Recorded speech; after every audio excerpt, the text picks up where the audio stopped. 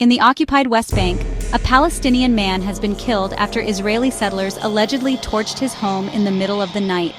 The deadly fire is the latest, and perhaps most horrific, in a rising wave of settler-led violence. And yet, global outrage is met with government silence. Early Tuesday morning in the Palestinian village of Al-Mukhayr, residents awoke to flames consuming a family home. Inside, 38-year-old Omar Hamad was trapped. Witnesses say masked attackers firebombed the house, locked the doors, and fled into the hills. Emergency crews pulled his charred body from the wreckage hours later. His wife and 2 children survived, but were hospitalized with burns and smoke inhalation. They came to burn, to kill. They knew people were inside. This wasn't vandalism, this was a lynching.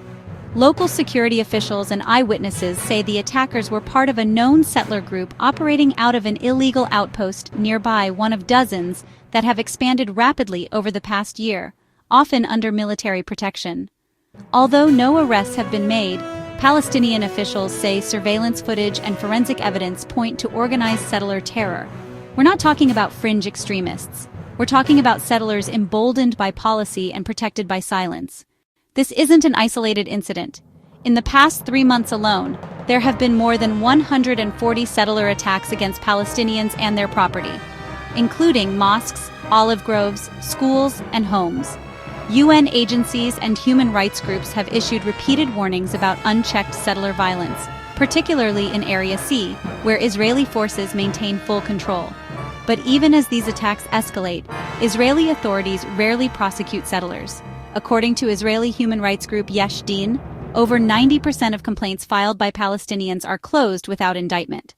The Israeli military called the fire suspicious and said it was investigating. Prime Minister Benjamin Netanyahu has so far made no public statement.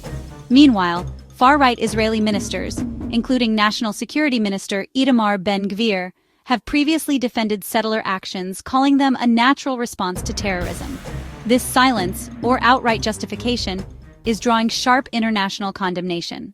The European Union, the United Nations, and several U.S. lawmakers have called for an independent investigation and an end to settler impunity. This is not self-defense.